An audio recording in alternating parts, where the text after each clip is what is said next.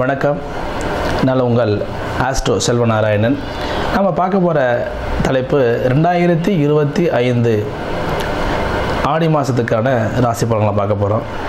இந்த ஆடி மாதம் 17/7/2025 வியாழக்கிழமை அன்றைக்கி தான் இந்த ஆடி மாதம் ரேவதி நட்சத்திரத்தில் சப்தமி திதியில் இந்த ஆடி மாதம் உதயமாகுதுங்க. லக்னம் வந்து கடக லக்னம். இந்த கடக லக்னம்ங்கிறது நீருடைய ஸ்தானம், நீர் ராசி. அதனுடைய அதிபதி சந்திரன். சந்திரன்னா பெண். நீர்நிலையில் உள்ள பெண் தெய்வங்களை வணங்கும் போது வாழ்க்கையில் வெற்றி பெறக்கூடிய வாய்ப்பு இந்த ஆடி மாதத்துக்கு உண்டு. சரி, என்னென்ன தெய்வங்களை எப்பப்போ நாளில் வணங்கலாங்கிறத இன்றைக்கி பார்க்கலாம். ஆடி மாதம் 11ஆம் தேதி அன்னைக்கு அம்பாளுடைய வழிபாடு, கௌரி விரதம் இருக்கணும். அந்த கௌரி விரதம் இருந்தால் என்ன பலன் நம்மளுக்கு கிடைக்கும் அப்படின்னா, பெண்களுக்கு நீண்ட சுமங்கலியாக இருக்கக்கூடிய ஒரு வரத்தை கொடுக்குறாங்க. அதோட பொன் பொருள் சேர்க்கையும் இந்த நாளில் உண்டு. ஆடி பூரம் ஆடி மாதம் 12ஆம் நாள் அன்னைக்கு ஆடி பூரம்.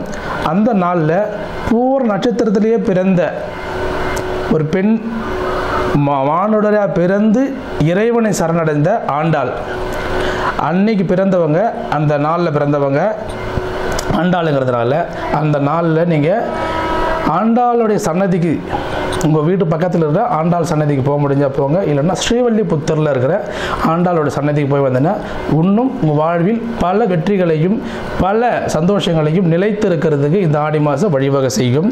ஆடி 13ஆம் தேதி கருட பஞ்சமி, நாக பஞ்சமின்னு 2 நாட்கள் உள்ளது. இந்த 2 விஷயமும் ஆடி மாதம் 13ஆம் தேதி, அதாவது 29/7/2025 அன்னைக்கு, அந்த நாளில் நீங்கள் நெய்விளக்கு ஏற்றும்போது இந்த 2 விஷயங்களில் நாக தோஷங்கள் நிவர்த்தி ஆகுதுங்க. நெய்விளக்கு ஏற்றும் போது நாகதோஷம் நிவர்த்தி ஆகுது. அப்புறம் ஆடி 23ஆம் தேதி 8/8/2025 அன்னைக்கு வரலட்சுமி விரதம். இந்த வரலட்சுமி விரதம் அப்படி இருந்து என்ன நடக்கும் அப்படின்னா, வீட்டில் சுபிக்ஷம் வருங்க, மங்களமான நிகழ்வு நடைபெறும். ஸோ இந்த ஆடி மாதத்தில் இத்தனை விரத நாட்கள்லாம் இருக்குது. நீங்கள் கடைபிடித்து வாழ்க்கையில் வெற்றி பெற என்னுடைய அன்போடு ஆசைகளும் என்றும் உங்களுக்கு இருக்கும். அனைவருக்கும் வணக்கம்.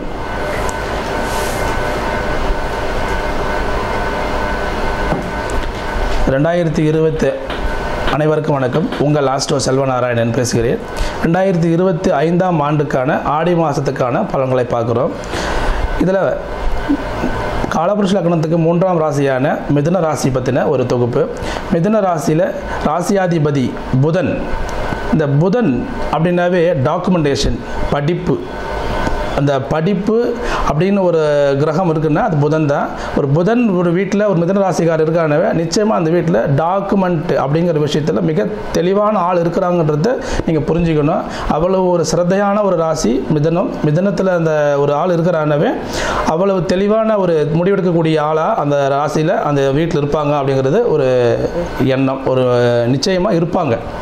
ஸோ அந்த ராசியில் குரு திக்பலம் ஆகுது அப்படின்னா, ராசியில் குரு திக்பலம் ஆகுது, மிதுனத்தில் ஆகுது அப்படின்னும் போது இவ்வளவு நாளாக மனசில் இருந்த தெளிவு எடுக்க முடியல, ஒரு முடிவு எடுக்க முடியல, எண்ணங்கள் தடுமாற்றம் இருக்குது, நான் எதை செஞ்சாலும் எனக்கு அது தவறாக தான் முடியுது அப்படின்னு நினச்சிருந்த அத்தனை பேருக்குமே இந்த ஆடி மாதம் அதற்கான ஒரு மிகப்பெரிய ஒரு மாற்றத்தை கொடுக்கறதுக்கு காத்துட்ருக்குங்க. ஏன்னா குரு திக்பலமாகி ஒரு ராசியில் உட்கார்ந்துருக்குது. 1. 2வது, குரு தன்னுடைய 7 மற்றும் 9ஆம் பார்வையில் பார்க்கறதுனால உங்களுக்கு சமூக உறவு, இத்தனை நாள் நான் எதை பேசினாலும் தப்பாக நினச்சிப்பாங்க, எதை சொன்னாலும் தப்பாக நினச்சிக்குவாங்க அப்படிங்கிற எண்ணங்கள்லாம் மாறி நீங்கள் சொன்னால் ஏற்றுக்கக்கூடிய இடத்துல உங்கள் நண்பர்களும் சமூகமும் இருக்கும். அதோட 9ஆம் பார்வையை தன்னுடைய தந்தையாருக்கு மூலமாக இருந்த மனக்கசப்புகள் நீங்கி உங்களுக்கு வர வேண்டியிருந்த அதிர்ஷ்டங்களும் பாக்கியங்களும் நிச்சயமாக குரு கொடுக்கறதுக்கு காத்துக்கிட்டு இருக்கிறாருங்க. கண்டிப்பாக இது நிச்சயமாக நடக்கும். அதோட 2ல் புதன் இருக்குது. ஸோ 2ல் புதன் இருக்கிறதுனால வீடு வாங்கணும், ரொம்ப நாள் வாங்கி வச்சுருந்தோம், அதனால் பத்திரம் பிரச்சனை இருந்தது எங்களுக்கு, அந்த பத்திரம் பிரச்சனை இன்னும் தீர மாட்டேங்குது அப்படின்றவங்களுக்கு இந்த மாதம் நிச்சயமாக அந்த டாக்குமெண்ட்டில் இருந்த பிரச்சனை நிச்சயமாக ரிலீவ் ஆகிடுங்க. இந்த மாதம் எழுதி வச்சுக்கோங்க, அந்த டாக்குமெண்ட் பிரச்சனை ரிலீவ் ஆகிடும். 3ஆம் இடத்துல செவ்வாயும் கேது இருக்கிறதுனால என்ன பிரச்சனை வரும்னா, கணவனும் மனைவியும் விட்டு கொடுக்கணும். ஒருத்தருக்கு ஒருத்தர் விட்டு கொடுத்து போனீங்கன்னா இந்த மாதம் உங்களுக்கு மிக அற்புதமான ஒரு மாதமாக இது இருக்குங்க. அதோட குரு தன்னுடைய 5ஆம் பார்வையாக உங்களுடைய குரு தன்னுடைய 5ஆம் பார்வையாக பூர்வீக புண்ணியம் பார்க்கறதுனால பூர்வீக சொத்தில் இருந்த எல்லா விலங்குகளும் நீங்கி உங்களுக்கு அந்த டாக்குமெண்ட் அந்த சொத்தில் இருந்த எல்லா பிரச்சனைகள் நீங்கி உங்களுக்கு சொத்து கிடைக்கிறது வாய்ப்பு. ரொம்ப நாளாக நாங்கள் ட்ரை பண்ணிட்டு இருக்கோங்க, குழந்தையே இல்லை. அதுக்கு இந்த மாதம் குரு ஹெல்ப் பண்ணுறாருங்க. ஏன்னா தன்னுடைய 5ஆம் பார்வையாக தன்னுடைய 5ஆம் பார்வையாக 5ஆம் இடத்தை பார்க்கறதுனால நிச்சயமாக குழந்தை இல்லாத தம்பதிகள் இப்பொழுது நீங்கள் ட்ரீட்மெண்ட் போகிறதுங்க, ஒரு ஐவிஎஃப் எடுக்கிறீங்க, நிச்சயமாக அதுக்கான காரணிகள் உங்களுக்கு கண்டிப்பாக உங்களுக்கு வந்து சக்ஸஸை கொடுக்கும். ஸோ தன்னுடைய குரு 7ஆம் பார்வையை பார்த்ததுனால கலத்திரத்தில் இருந்த சின்ன சின்ன மனக்கசப்புகள் நீங்குது. 9ல் பார்க்கறதுனால அதிர்ஷ்டங்கள் கூடுது. ரொம்ப அற்புதமான ராசிக்காரர்கள் மிதுன ராசிக்காரர்கள் இருக்கிறீங்க. ஒரு சகோதர வழியில் நீங்கள் மிகப்பெரிய ஏமாற்றம் சந்திச்சிங்க. கடந்த காலத்தில் நீங்கள் இருந்த சந்தோஷங்கள் எல்லாம் நீங்கி சகோதர வழியில் மிகப்பெரிய கஷ்டங்கள் அனுபவிச்சிருந்தீங்க. அதெல்லாம் இப்போ படிப்படியாக விலகிட்டு இருக்கு. ஸோ இந்த மாதம் இன்னும் அந்த பிரச்சனைகளிலிருந்து நீங்கி நீங்கள் ஒரு தைரியமான ஆள் தான், என்னாலேயே முடியும் அப்படிங்கிறத நீங்கள் சொல்லக்கூடிய மாதம் இந்த ஆடி மாதமாக இருக்குங்க. அப்புறம் 3ஆம் வீட்டில் இருக்கிற செவ்வாய் இளைய சகோதரர்கிட்ட அந்த சின்ன மனக்கசப்புகள்லாம் வர்றதுக்கு வாய்ப்பு இருக்குது. நீங்கள் அதெல்லாம் கொஞ்சம் அனுசரித்து போங்க. செவ்வாய்க்கிழமைகளில் காலையில் 6 to 7 செவ்வாய் ஓரையில் முருகருக்கு செவ்வரளி பூ மாலை வாங்கி நீங்கள் அர்ச்சனை செய்யும்போது இந்த பிரச்சனையிலேருந்து பர்டிகுலராக செவ்வாயிலேருந்து பிரச்சனையிலேருந்து ரிலீவ் ஆகிறதுக்கு மிகப்பெரிய அது ஹெல்ப்பாக இருக்குதுங்க.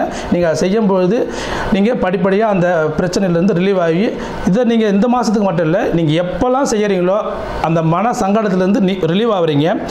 அப்புறம் 9ல் ராகு இருக்கிறதுனால வெளிநாடு பயணங்கள் செய்கிறதும், மேலை நாடுகளுக்கு நாங்கள் வந்து ஒரு எக்ஸ்போர்ட் பண்ணணுங்க, ஒரு ஆர்டர் ரொம்ப நாளாக நாங்கள் கொடுக்கணும்னு நினைக்கிறோங்க. நாங்கள் ஒரு ஃப்ரூட்ஸ் நாங்கள் மேனுஃபேக்சர் பண்ணுறோம், நாங்கள் ஒரு கார்மெண்ட்ஸ் வச்சுருக்கோம், ஆனால் எங்களுக்கு வந்து ஒரு எக்ஸ்போர்ட் ஆர்டர் கிடைக்கலன்னு நினைக்கிறவங்களுக்கு இப்போ ட்ரை பண்ணுங்கள். அந்த எக்ஸ்போர்ட் ஆர்டர் கட்டாயமாக வரும். நாங்கள் ஐஇ கோட் எடுத்து வச்சு நாங்கள் 4 வருஷம் ஆகுதுங்க, ஆனால் எங்களுக்கு ஒரு ஆர்டர் நாங்கள் இன்னும் எடுத்து அனுப்புனதா இல்லை அப்படின்னு நாங்கள் நினைக்கிறவங்களுக்கு இப்போ சப்போர்ட் பண்ணுதுங்க ராகு. இந்த டைம் நீங்கள் வந்து அதுக்கான ஏஜென்சியில் நீங்கள் ட்ரை பண்ணி நீங்கள் கொடுத்தீங்கன்னா இப்போ நீங்கள் எந்த நாட்டுக்கு அனுப்பணும்னு நினைக்கிறீங்களோ அந்த நாட்டுக்கு உங்களால் எக்ஸ்போர்ட் பண்ணுறதுக்கு மிகப்பெரிய சப்போர்ட்டு இந்த ராகு பண்ணுறதுக்கு காத்துட்ருக்குங்க. மொத்தத்தில் சக்ஸஸ் அப்படின்ற ராசி மிதுனம். ஸோ இதில் நெகட்டிவ் இருக்கும். எப்படி நெகட்டிவ் இருக்குனாக்கா, உங்கள் தசாபுத்தி உங்களுக்கு சப்போர்ட் கொடுக்கலன்னா நான் சொல்கிற பலனில் கொஞ்சம் மிஸ்மேட்ச் ஆகும். ஆனால் ஓவரால் நீங்கள் சக்ஸஸ் பண்ண வேண்டிய இடத்துல நீங்கள் இருக்கிறீங்க. ஸோ ராசியும் லக்னத்தையும் கம்பைன் பண்ணி பாருங்கள். ராசினா உங்களுடைய மனசை சொல்லும், லக்னம்ங்கிறது உங்களோட விதியை சொல்லும். என்ன விதியில் நீங்கள் பிறந்திருக்கிறீங்க, என்ன கர்மாவை நீங்கள் தாங்கிட்டு இருக்கிறீங்க, இது ரெண்டுத்தையும் கம்பைன் பண்ணி பாருங்கள். நான் சொல்கிறது மிகச்சரியாக பொருந்து வரும். நன்றி, வணக்கம். இன்னொரு பதிவில் சந்திப்போம். நன்றி, வணக்கம்.